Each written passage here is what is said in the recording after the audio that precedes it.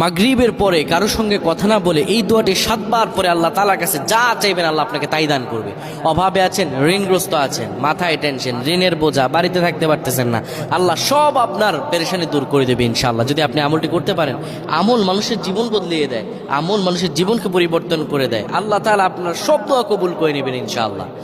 মাগরিব নামাজের পরে কিবলামুখী হয়ে থাকবেন, কারো সঙ্গে কথা বলবেন না, কারো সঙ্গে কথা না বলে কিবলামুখী হয়ে আপনি পড়বেন আল্লাহুম্মা আজরিনা মিনান নার, আল্লাহুম্মা আজরিনা মিনান নার, আল্লাহুম্মা আজরিনা মিনান নার।